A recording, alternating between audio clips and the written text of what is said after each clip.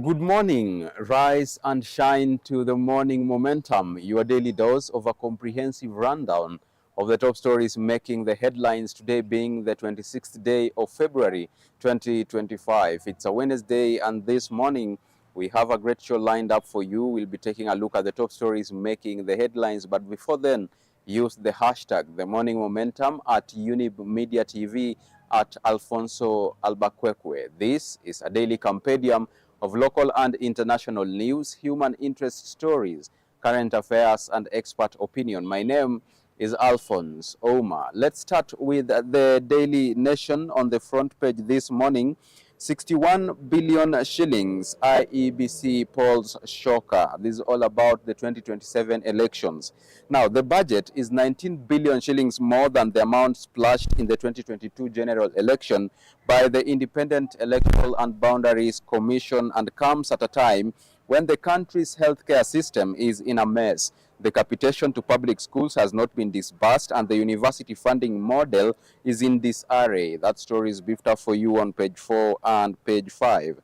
On page 6 this morning, Gachagwa's Mount Kenya offer to Raila triggers a storm. Now, former DP says it is up to Raila Odinga to decide whether he wants to play second fiddle to President Ruto or embrace Mount Kenya, quote unquote, and be made the president. That story is on page 6. On page 14 this morning, Kenyan officer killed in Haiti planned to pay dowry in April. Also on page 3 this morning on the Daily Nation, Britain's body find exposes dark secrets of Makongo forest in Makueni, and that story is beefed up for you on page 3. On the cover page of the Daily Nation this morning, shark crisis, no deal to unlock billions after state and private hospitals talks. Now, the standoff between the Ministry of Health and private hospitals over money owed to them by the Social Health Authority and the defunct NHIF is threatening to plunge Kenya's healthcare system into a full-blown crisis. With healthcare providers refusing to treat patients until their claims are settled, the lives of millions now hang in the balance as access to essential medical services becomes increasingly limited. All right. Let's take a look at page 2 of the Daily Nation this morning. Merger of parastatals leaves 700,000 children exposed. Now, funding to the Child Welfare Society of Kenya hangs in the balance. Mutua claims he tried to persuade colleagues to reverse the move, and you'll catch up with more of those on page 2. In the technology field this morning, state launches digital center targeting creatives. Now, the government has partnered with the Postal Corporation of Kenya to roll out a digital media factory targeting content creators and creatives in Nairobi city center. The center at Postal Office headquarters will operate for 24 hours daily and will have computers, internet, and editing software. You will catch up with that on page 2. On page 3 of the Daily Nation this morning, Britain's body find reveals dark secrets of Makongo. Locals say police promise to intensify patrols and beef up security every time a body is found in or near the forest. Area residents now fear using the stretch once the clock strikes 7 p.m. Now, the serenity of Makongo Forest in Makueni County is deceiving. Its thick canopy hides dark secrets of dumped bodies, babies, and fetuses. Locals near the dense catchment that supplies rivers in Machakos and Makueni counties with water have scary memories of bodies dumped in different parts of the forest in the last 3 years. For them, the only peculiar thing with the discovery of the body of Campbell Scott, who went missing in Nairobi on February 16, is that he was white. All right, you'll catch up with more on that or on page 3. Now, let's take a look at page 4, costly affair inside the staggering 61 billion shillings 2027 polls budget. Now, the committee members raise issue with the proposal to allocate 7.04 billion shillings for the acquisition of new 45,000 Kenya Integrated Election Management Kits and the absence of the Commission's Chief Executive Officer. Now, Amount is 19 billion shillings, more than that splashed by the Iebc in the 2022 general elections. So you have all the entire budget further broken down for you on page 4 of the Daily Nation this morning. We can just take a look at a few things. Recruitment and or transfer and team building is capped at a total of 209 million shillings, 410,000. Maintenance of vehicles is capped at 492,000. Purchase of motor vehicles, 1.2 billion shillings. That is 1,298,000,000. Now, media campaign is capped at 1,050,000,000. National Election Conference, 732 million shillings. Bulk SMS, 450 million shillings. Stakeholder engagements, 3,154,388,630. The legal petitions, 1,053,600,000. Also, election materials is capped at 3,609,442,130. And now that, among many other things which are beefed up for you on page 4 here, totals to 61 billion shillings, 737,052,195. 19 billion shillings more than what was spent in the 2022 elections. More of that is beefed up for you on page 4 and page 5. Let's take a look at page 6. Gachagwa's Mount Kenya offer to Raila triggers a storm. He claims that he is in constant consultations with former President Uhuru Kenyatta on the matter. XDP says it is up to ODM leader to decide whether he wants to be president or not. And that is beefed up for you on page 6 of the Nation this morning. On page 8, Ruto defends reaching out to opposition. The president says the priority is in uniting Kenyans, ensuring peace and growing the economy. President William Ruto spoke a day after meeting ODM leader Raila Odinga at Mombasa State House. The president has reiterated his intention to form a government of national unity that will bring all Kenyans together. The president said his priority is uniting Kenyans, ensuring peace and growing the country's economy through development projects. That story is beefed up for you on page 8 of the Nation this morning. Let's take a look at page 10. New twist to family conflict over Nyachai's vast business empire. One of the directors said the court directive freezing companies' accounts has affected its operations, and the sale of the premises in Kisii in 2021 has been challenged in court. Now, also in the matters judiciary, High Court reinstates Kirundi as KTDA boss. Now, the reinstatement of Mr. Chege Kirundi as the Kenya Tea Development Agency Holdings chairman on Monday marks another twist in the boardroom battles. The High Court confirmed Mr. Kirundi, the substantive KTDA chairman, overturning a decision that had blocked him from assuming office. That story is beefed up for you on page 10.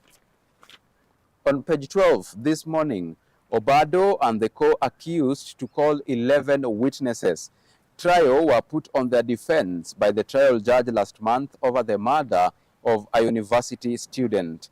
He and his two co-accused are facing a murder charge over the killing of ex-governor's lover. Former Migori Governor Okoth Obado and his two co-accused in the murder of his former lover Sharon Otieno intend to call 11 defense witnesses in court to challenge the prosecution's evidence regarding their alleged involvement in the crime. Okay, let's take a look at page 14 now. Officer killed in Haiti, planned April visit.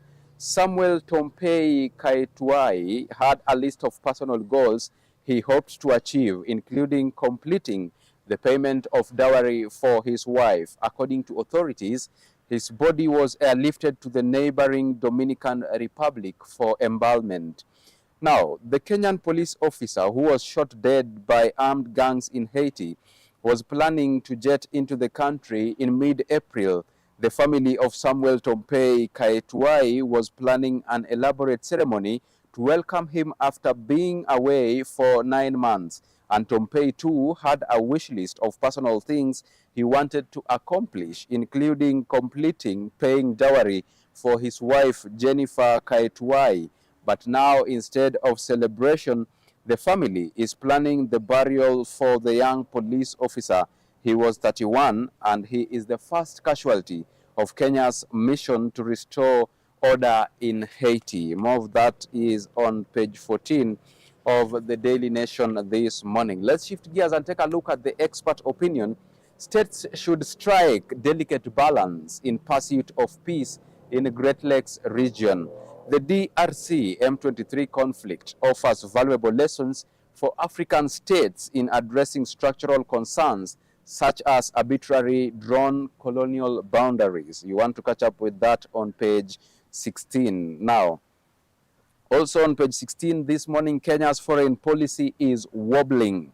Patriotism will only thrive if every government action ensures proper custodianship of resources. Let's take a look at page 17. Illicit trade bad for Kenya's prosperity. Many perpetrators exploit a lack of consumer awareness to operate unchecked. That story is beefed up for you on page 17. Okay, let's take a look at county news now. Dishi na County. Who else is eating? Auditor asks Sakaja. Money was donated by the French embassy in Kenya to support the program. She stated she could not account for how the city county spent the 145,725,000 shillings. The Auditor General has raised concerns about the operation of the school feeding program in Nairobi City County, dubbed Dishi na County. In the 2023-2024 report tabled before the County Assembly, Auditor General Nancy Gathungu stated that her office could not account for how the city county spent 145,725,000 shillings, which was donated by the French embassy in Kenya to support the program. In September 2023, French Minister of State for Development announced the donation when she joined Governor Sakaja to feed children at Olympic Primary School in Kibra. In Samburu County, county breeding stock plan faces setbacks.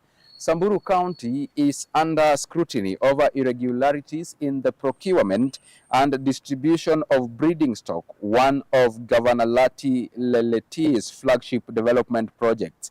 A report by Auditor General Nancy Gathungu has flagged major lapses in accountability and transparency, raising concerns over how 130 million shillings was spent on acquiring and distributing drought-resistant Somali camels and Sahiwal cattle.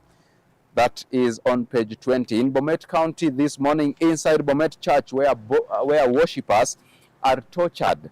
Now, a woman files a report at a police station after being beaten and injured by a pastor to, quote-unquote, exorcise demons. Mercy Cherotich never imagined that attending a church service would leave her with bruises from a brutal assault. The torture she experienced at Bethel for Jesus Ministry International, a controversial church in Bomet County, has shocked the nation. Cherotich, who lives in Kapkatet village in Kericho County, had visited her cousin in Bomet, and they attended a service at the church in Kapkwen Township on February 19th. And as the sermon progressed, ushers asked Cherotich to move to a front row seat in the church, but she declined. And then she was told that the beating was meant to, quote-unquote, exorcise demons that were inside her. Now, let's take a look at what's happening in Embu County. Mystery as Embu University student's body found in a dam. The mysterious death of a university student whose body was found floating in a dam after going missing has thrown a family in Kisii into mourning.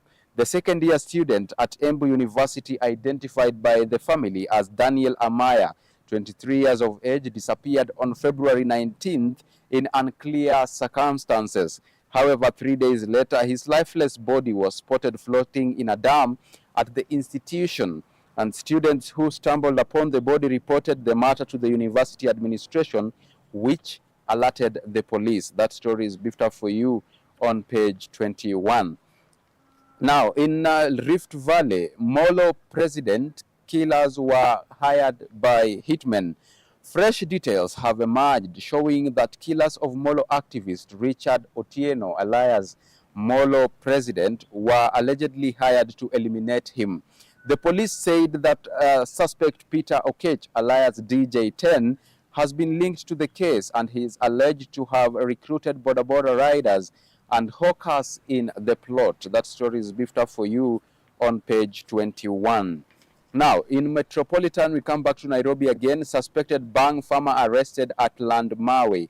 A suspected bang farmer was arrested yesterday and the crop uprooted during a raid by administrators at a city estate. Landmawe Chief Edward Nyongesa and his assistant Chris Santos Malala, Nyumba Kumi security members, seized the suspect after a tip-off from members of the public.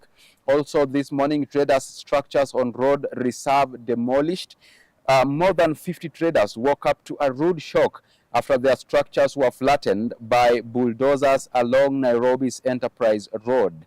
A Nairobi County engineer who asked for anonymity because he is not authorized to comment on the matter said the structures were on road reserves. We shift gears now on the DN2 motoring article this morning, how to wire up two batteries. The most effective way is to connect them both in parallel so they both do the same job. For the motoring enthusiast, you'll catch up with that on the DN2 motoring article. All right. Let's move on to world news now. Children face violence and rape in DRC Congo war. Now, Rwanda and President Kagame deny aiding the rebels in the DR Congo. The UK to impose sanctions on Rwanda soon, the minister says. Let's delve into that a little bit. As Rwanda-backed rebels closed in on Congo's largest city, retreating army soldiers bagged into Susan Amisi Wilonja's home near the airport to loot, firing indiscriminately and shooting her 10-year-old son, Sylvian, in the head. Clashes in the streets prevented the family from reaching doctors until the following morning, and by then Sylvian was dead, one of a growing number of child victims of violence spreading in the mineral-rich region. Now, in Khartoum, Sudan, RSF decision to form government raises concerns. United Nations Secretary General Antonio Guterres is concerned Sudan rebels and allies intend to set up a parallel government. A UN spokesperson said on Monday, and I quote, "This escalation in the conflict deepens the fragmentation of the country and risks entrenching the crisis," end of quote. Now, the Rapid Support Forces and affiliated civilian actors and armed groups signed a charter expressing an intention to establish a governing authority in its control areas. Now, in Guinea-Bissau, Senegal rebels sign peace deal. Now, the Senegalese government and the Movement of Democratic Forces of Casamance signed a peace agreement in Bissau on Sunday, thanks to the mediation of Bissau Guinean President Umaro Sissoko Embalo. Senegal Prime Minister Ousmane Sonko and the representative of the MFDC Southern Front signed the pact, which aims to end hostilities, demobilize fighters, and facilitate social reintegration. Now, also this morning on the international news, Security Council adopts a neutral U.S. stance on Ukraine war. The UN Security Council has adopted a U.S. drafted resolution on the 3rd anniversary of Russia's invasion of Ukraine that takes a neutral position on the conflict as Trump seeks to broker an end to the war. All right, let's move on and take a look at sports news this morning. But before then, let's just take a look at what's happening in the world of business. We start with the energy sector. Inside the stinky Kenya Power and City Hall face-off, utility firm wakes up to garbage dumped at its doorstep. Nairobi turns back on boardroom deal to clear 3 million shillings electricity bill, leading to TIF. Now, the way live, 5.6 billion shillings is the amount of money in that City Hall wants Kenya Power to pay in way live fees. All right. In the innovation sector, senior UN official visits Equity's Tatu City Center.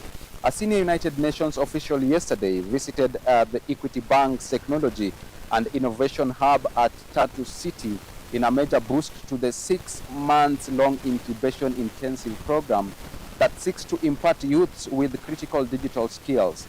Philemon Young, the president of the United Nations General Assembly, toured Equity for discussions centered on youth innovation, digital technology, and sustainable development. In the hospitality sector, Marriott grows Kenya business. Global hotel chain Marriott International is expanding its luxury safari portfolio in Kenya with signing of 2 new safari camps with the Lazizi Group, bringing in 40 tented suites. Now, in textile, Rivertex eyes strategic partner to lift business. Eldoret-based textile firm Rivertex is seeking a strategic partner to revitalize its operations. Now, you'll catch up with that on page 32. Now, we take a look at what's happening in the world of sports. We start with cricket. 3 years later, CK office under scrutiny. Federation yet to honor many promises it made. Kenya, which boasts 5 World Cup appearances, has failed to qualify for any major global finals since Manoj was elected in 2022.